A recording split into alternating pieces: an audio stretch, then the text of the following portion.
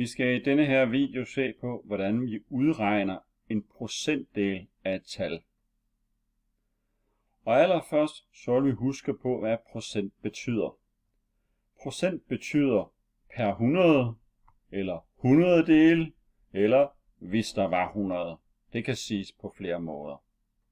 Vi har her procent stående med bogstaver, og vi har procenttegn. Så har vi også en tegning med noget blåt, gult og rødt på. I alt er der 100 tern. Nogle af ternene er blå. Der er i alt 17 tern, der er blå. Og det vil sige, at der er 17%, der er blå. Så alle de steder, hvor der er 100, så er det meget nemt at omsætte imellem et tal, altså tern, og så procent. Men der er også mange tilfælde, hvor der ikke er 100, og så skal man til at regne. Der kommer her nogle eksempler. Og det første eksempel har vi her. Det drejer sig om, at vi har en kvinde, som går på arbejde og tjener penge. Hendes løn er 22.000 kroner om måneden.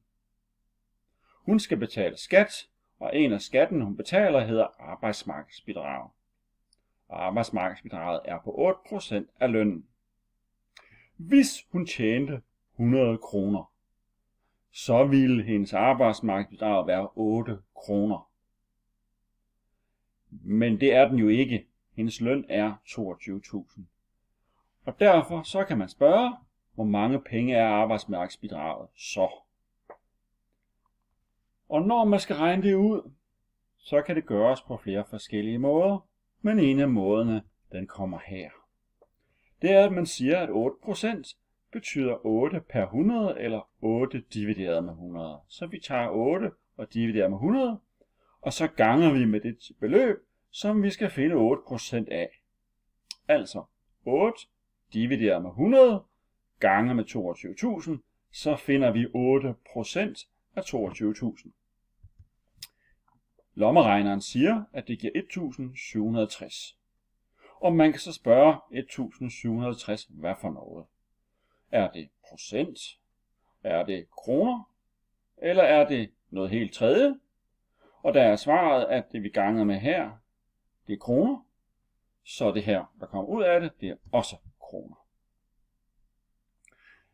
Så hendes løn var 22.000. Hendes arbejdsmarkedsbidrag er 8%, og det svarer i hendes tilfælde til 1.760 kroner. Det interesserer hende måske mere, hvad der er tilbage, efter hun har betalt den skat, som hedder arbejdsmarkedsbidrag. Og hvis man skal regne det ud, altså hvor mange penge der er tilbage af de 22.000, når hun har betalt hendes arbejdsmarkedsbidrag, så kan man sige, at hendes løn var 22.000, så trækker vi arbejdsmarkedsbidraget fra, og så har vi, at det der er tilbage efter arbejdsmarkedsbidraget, det er 20.240 kroner. Man skal så også betale andre former for skat, men så har man da i hvert fald betalt det, som hedder arbejdsmarkedsbidrag.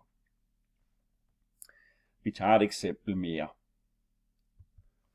Her har vi noget morgenmad. Det hedder mysli. Vi har en pose, og i denne her pose er der 750 gram mysli. Der står på posen, at 45% af myslien er frugt og nødder. Og resten, det er så havregryn. Det vil sige, at hvis der var 100 gram i posen, så ville 45 gram være frugt og nødder. Men der er ikke 100 gram i posen. Der er 750 gram i posen. Så hvor meget er det så, der er frugt og nødder? Ja, det kan man regne ud på flere forskellige måder. Men en af måderne er altså, at man tager udgangspunkt i, at 45% er frugt og nødder, og det 45%, det betyder 45 divideret med 100.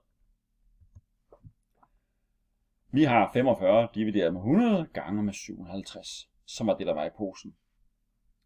Det giver 337,5 eller 337,5. Og man kan så spørge 337,5, hvad for noget?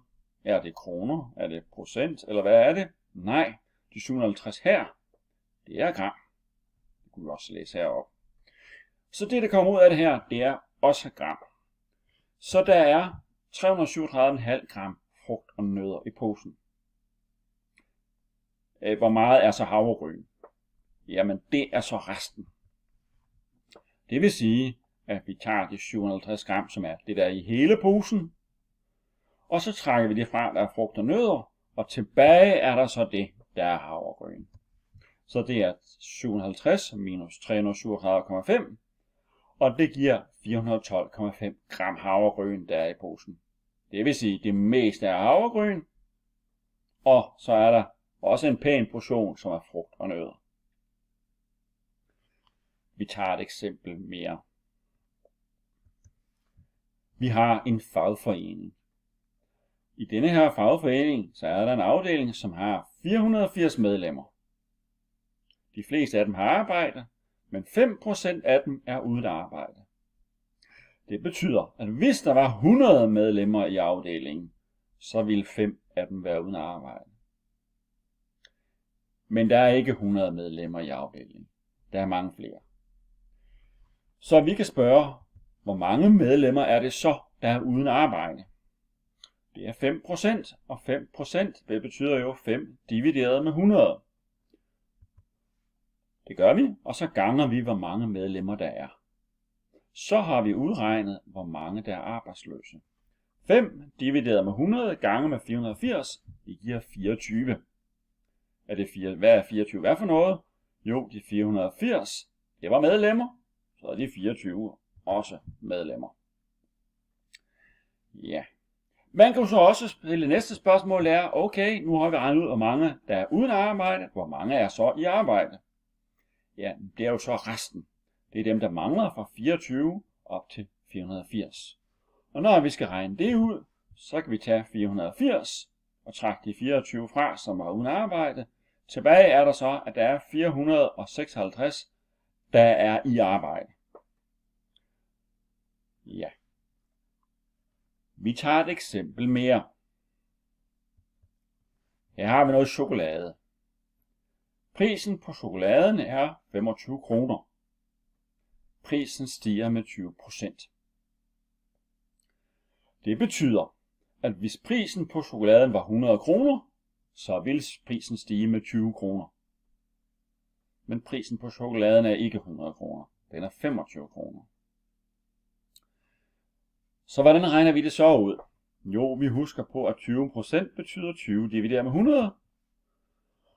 Det gør vi så. 20 divideret med 100, og så ganger vi med det beløb, som vi skal finde 20% af, nemlig de 25. Det giver 5. Og vi kan så spørge, 5 hvad for noget? Er det 5 pakker chokolade? Er det 5%? Nej, det er, vi kigger på de 25. Det var det, vi gangede med. De var kroner. Så er de 5 også kroner. Man kan så også spørge, hvad koster chokolade nu? Den er steget. Den startede med at koste 25 kroner. Nu stiger den så 5 kroner. Og det vil sige, at hvis vi tager de 25 kroner og lægger stigningen til, så har vi, hvad chokoladen koster nu. Den koster 30 kroner. Ja. Det var nogle eksempler på, hvordan man udregner et procentdel af et bestemt beløb.